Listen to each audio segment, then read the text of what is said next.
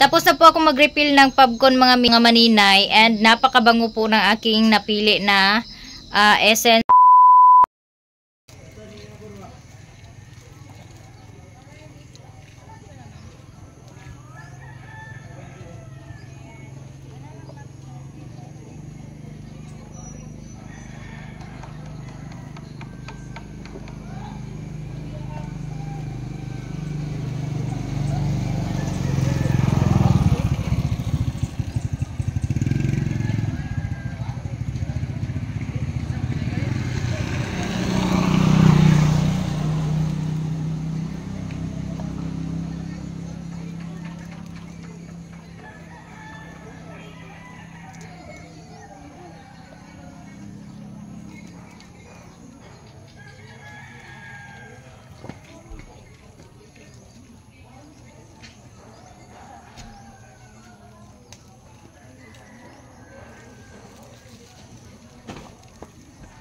Thank you, Lord. Agi ko. Naaday kong kabulakan, guys. Nag-assess ko sa tindahan namo. Tapos, nangita ko paniud to. Wala may nagluto dahil paniud to diri sa kuan na ay sudan pero walay kanon. Unya naghatod po dahin ko sa akong suki o kasaba chips, nahalinan po kog 250 sa kasaba chips dayon, nahalinan po kog lip balm nga ako ang gidala duha ka buok. Unya ga anhi ko dani kay gasabot mi dani kay agpamaligya kuno ko dito sa buwang. Unya dari ko magangkat nila og inom. Unsa man, kumusta makateng? Ano kay luoy mo kayo luoy sa luoy. Angkat lagi ko dani sa ila tindahan kay ha? Ipaliti ko isa ka lip balm di. Di man ni lipstick, lip balm man ni pang kuan lang sa mga paknet sa kuan wait para di mag pikas-pikas imong wait. Tanawa si ano, di ba? Yeah. Nakabutang na. No. Banday na kay ayun basa kay magangkat ko nakaagi bantay kami ko na nagtubong. Dahil ni akong dala, guys, nagdala ko og basket kay akong gisudlan sa kasaba chips niya. Pauli na po ko dito balik sa tindahan kung asa ko nag-assess kay nangita ra kog paniud to niya. Wala ko nakakita paniud to kay wala dai nagluto og paniud to na ay nagluto sudan raman, wala may kanon. So, balik na po ko sa tindahan pa na lang siguro akong kaunon ani og tubig. So, nahalinan po ko karon og 300 kapin. Bili. Dana ra ko. 300 kapin po ang akong na kwarta.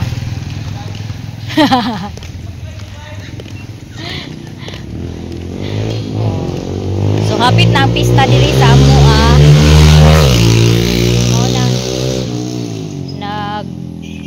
nangita kong tindahan nga kaangkatan ako sa mga soft drinks o ilimnon dahil sigarilyo or mga itinda nako kay mamaligya ko dito sa naay kanang buwangan kay naa may buwang nga 3 days diri sa amo ang piyesta munang maningkamot pud ko mamaligya ko dito kay aron naapod ko'y maabot nga pila ka piso.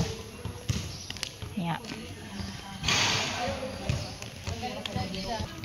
Unya moadto dai ko didto karon unya sa kanang buwangan kay mutan-aw mi dito sa area kung naa pa bay mapwestuhan imuan og tindahan. Aray. Hapdos kid ang akong tiyan mga maninay. Ngita kog paniud to.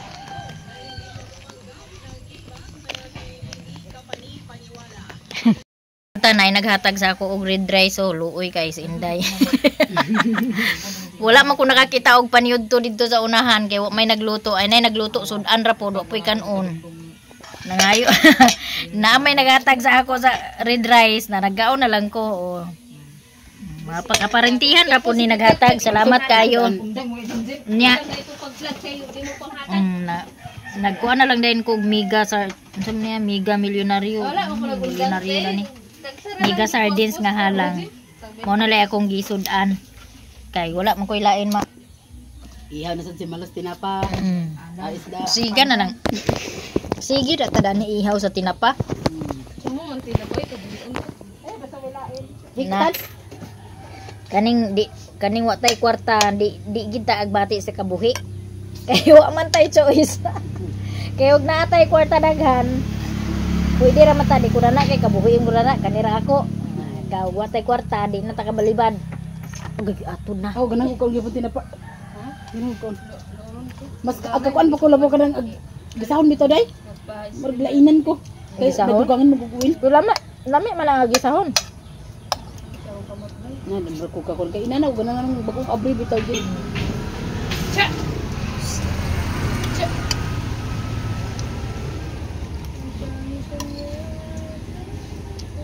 Ito pa na ito sa kayan.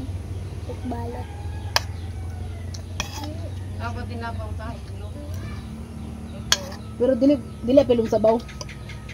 Dili ro ka pilong sabaw. Akit ka na. Agkala. Para mag hawakan. Kani lang kanon nalingahan siguro ni wani kabukal og tarong ka ilaw. Ilaw? Ano kanon day? Malo. Ilaw. Ape? Malo. Wala.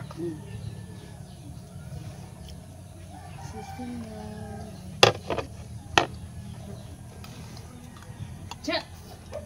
Ana man to si Wadi, sobra to iya sa kwarta. Ay, natuko na. Yung gipalit sa 8 ons. Ayaw gidugang. So nakauwi na po ako mga maninay. Galing po ako mag-assess doon sa tindahan ng SLPA namin na tindahan. Cooperative po yan. Tapos na-receive ko na rin yung aking in-order na empty bottles para sa DIY Fab Conditioner. Para sa aking DIY na Fabcon. Eto na nga po mga maninay. 20 pesos po ito. At 20 pieces din po itong isa. Para din to sa sabon na aking gagawin yung 20 pieces.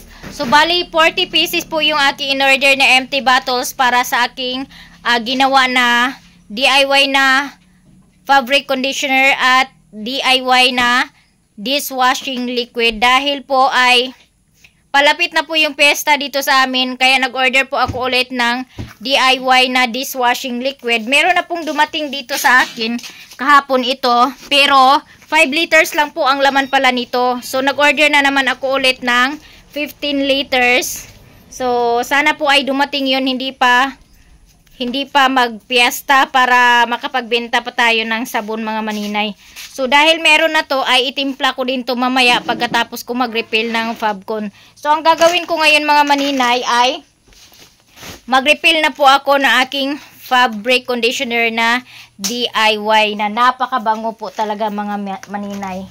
So dito po tayo sa kusina dahil nandito po yung aking ginawa na fabric conditioner. So yung fabric conditioner ko po na in order is anti-bac po yung flavor niya.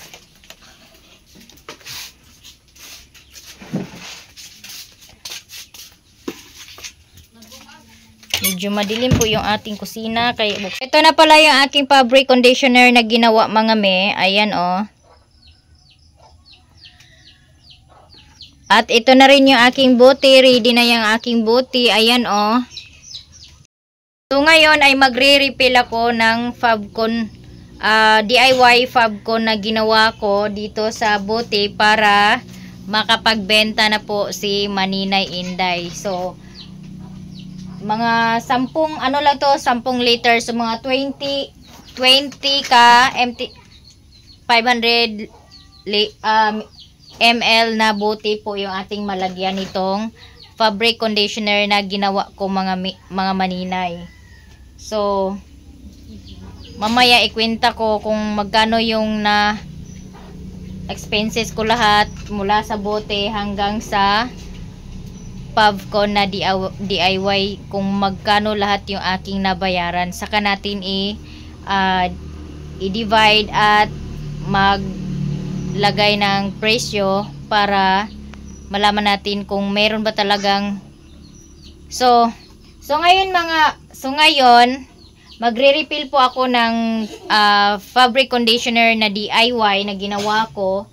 Tapos, saka na natin malalaman kung magkano yung ibebenta ko sa tig 500 ml na bote mga mi. Dahil, kailangan ko pang itotal lahat ng aking mga expenses mula sa bote hanggang dito sa DIY Fabcon na minex ko. Saka tayo mag-presyo kung magkano yung 500 ml na DIY na Fabcon. Tapos na po ako mag-refill ng Fabcon mga maninay, and napakabango po ng aking napili na essence dahil antibac po ito at sobrang bango talaga mga maninay. Para siyang downy na antibac ang amoy niya. Tapos yung nagawa ko, na-refill ko is 19 and 1/4 lang yung aking na gawa. So na short po tayo dahil nagsala po ako gamit yung tela. So, yung iba, umano doon sa tela na ginamit ko. So, kaya ito, short tayo ng 3/4. So, okay lang yan mga maninay. So, ngayon, ito po yung aking 19 bottles lang po yung aking nagawa sa Fabcon na aking minex. And yan mga maninay, tapos na po akong mag-refill at tag 40 po yung aking binta sa isa 500 ml na DIY na fabric conditioner. So ngayon naman ay magtimpla naman ako ng DIY na dishwashing liquid. Sabon, sana po marami po yung bibili ng sabon dahil parating na po yung piyesta dito sa aming baryo. Kaya magawa ko ng DIY na dishwashing liquid.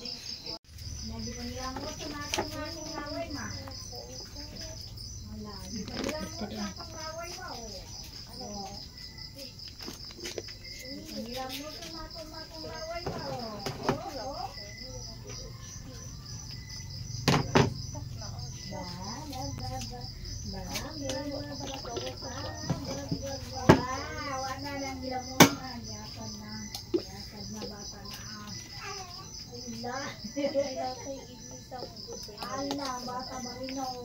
Itong ilamos ng lawayo. Bang! Bang! Okay.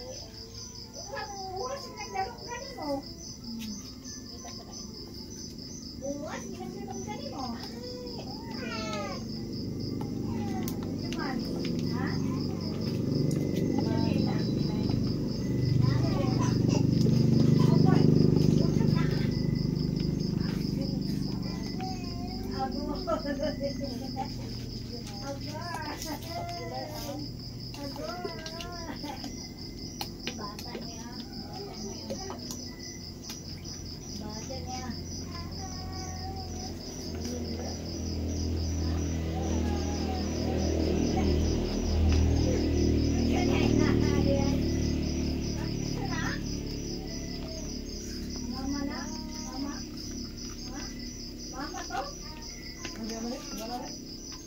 Mama to?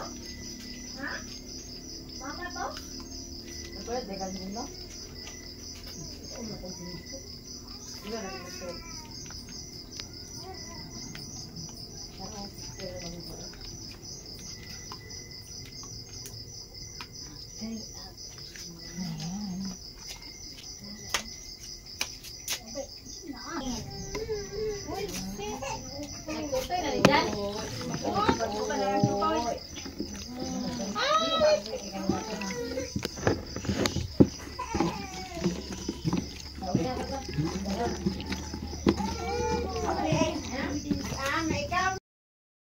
Po akong mag-mix ng dishwashing liquid mga maninay. So dahil 6 liters lang po yung aking nabili na dishwashing liquid, syempre asahan nating kunti lang talaga yung aking na-i-mix. Po siya mga maninay, yung aking minex na DIY na calamansi flavor. So bukas ko na ito i-refill dahil medyo mabula pa sa ngayon. Ayan.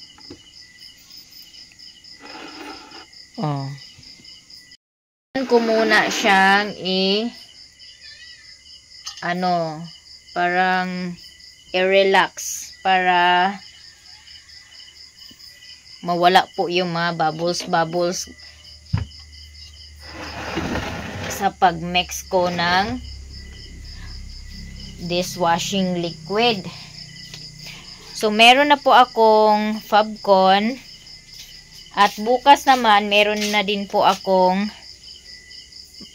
mai-refill ko na yan bukas mga maninay. Tapos, mag-ano na po tayo, magbenta na po tayo bukas. Aalis po ako bukas, magbitbit ako ng aking paninda. So, ito naman yung aking Fabcon na DIY. So, ganyan lang siya ka puno yung ating Fabcon. Ang bango talaga mga maninay, as in. Sana po ay maraming mag-order sa aking Fabcon na DIY at itong sabon.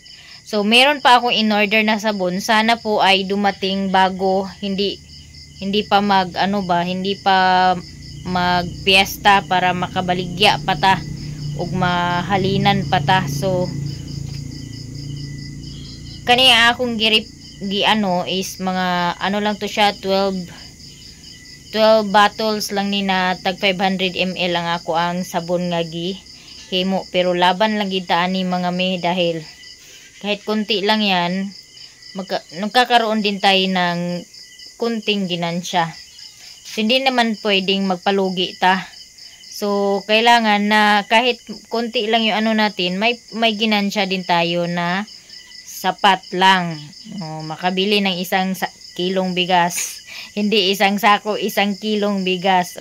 Kaya na yun, at least mabayaran man lang yung natin, pagod natin sa paggawa ng Fabcon at DIY na sabon na rin. So, ayun lang. Diskarte lang talaga kung ano yung mga pwedeng ibenta. Ayun, ibenta na. Wag lang kaluluwa. Wag lang yung kaluluwa ni Manina yung ibenta. Ayan. So, maraming salamat sa lahat ng mga sumuporta sa aking YouTube channel. Sa mga walang sawang nanonood at hindi nag-skip ng ads. Sa mga bagong subscribers, maraming salamat sa inyong lahat. Sa mga nagko-comment na aking video, maraming salamat at hindi kayo andyan pa rin kayo para suportaan yung aking channel. And sana po ay i-bless tayong lahat ni Lord at i-bless ako ni Lord na maubos lahat yung aking mga ginagawa kong paninda para makapag-binta na naman, makapag-order na naman ako ulit at may maibinta na naman. Ganun lang talaga yung rotation ko mga maninay. Pag naubos na, bibili na naman ulit para maibinta naman. O ganun lang yung kung ano yung pwedeng pagkakitaan, doon tayo. So, yung kasaba chips ko bukas, si G-Lord ay may pasok na sila bukas. So, si G-Lord magdala bukas ng kasaba chips sa school nila para pag uwi niya, at least may maibinta lang siya ng mga ilang piso. May mabaon sila pagkabukas at may mabili ng ulam nila pag pang lunch. Ganun lang talaga yung rotation ng hanggang meron pa akong kasaba chips. Si G-Lord po ay magdala din sa school para magbinta doon sa school nila. So, ako naman, nagluluto din ako ng kasaba chips para doon sa mga sukikay ko na suki ko na talaga yan sila ng kasaba chips. Yung isa kanina, hindi ko na hatiran dahil yung para doon budget sa kanya ay iba yung bumili. So, gagawa na naman ako ng kasaba chips para doon sa isang tindahan. Ayan. Tapos, paunti na, paano na din yung balanghoy ko. So, pag nag-init-init na naman yung yung panahon mga maninay, ay doon na naman ako magsimula na mag-molding ng balanghoy para mag-stock na naman tayo, mag-restock na naman tayo ng panibagong balanghoy or crackers nga himuon og chips para pag abot na pud sa sunod nga month, naa pud ko'y luto og na ay mag-order. So, yung ana lang gid ang akong rotation mga maninay. Mag-restock ko permi og kasaba chips. So, daghan-daghan pa man hinuon ang ako ang napundo nga crackers sa kasaba chips. Kay nagbanat man ko og himo atong mga niaging bulan na init pa kay sa nga tanan kay kabalo jud ko ngayon ani bulana is rainy season jud na tagbagyo ginaa siya mo nang last month nagbanat jud ko og himo og kanang crackers para sa kasaba chips para pag abot sa ting-ulan na ako'y stock o na ako'y mabaligya. So mura na ako ang permi ginabuhat kay niaging tuig pod yun na gihapon ang akong gibuhat nag-restock gihapon na nag-stock gihapon kog daghan nga crackers sa kasaba chips kay aron in case bisan og mag-ulana siya mga maninay naa gihapon ko'y luto og mabaligya. So naagi hapon tay piso nga mo income bahala pag mag-ulan o magbagyo. Basta kay naatay nya pwede pud kay siya mga maninay no kung pananglitan mo abot man jud ang panahon di man ginato matagdan nga na ay mga bagyo. So ang kaning crackers pwede gihapon ni nato gamit pagkaon. O pwede gihapon ni siya magamit nga pag wala na mga kapalit og bugas, pwede gyapon ni siya ang kanang crackers nga akong gihimo, pwede po ni siya kaunon kay kuan man ni siya kanang carbohydrates man ni kanang say nga lagi carbohydrates ba na siya o inana siya mga maninay so makabusog man gihapon siya dili po siya makadaot kay ngano balanghoy man siya pagkaon man ni siya carbohydrates man ni siya maliban na lang kung daot na gid kay siya or daot siya kana makadaot gid na siya pero kay dry man siya dili siya kahadlukan nga moabot pa og pila ka bulan kay ugaman kaayo ang ako ang cracker sa kasaba chips. So mora na mga maninay daghan gi kaayong salamat sa inyong pagsuporta and advance Merry Christmas sa atong tanan. God bless us all everyone. Thank you so much. I love you all guys. Hanggang dito na lang aking video.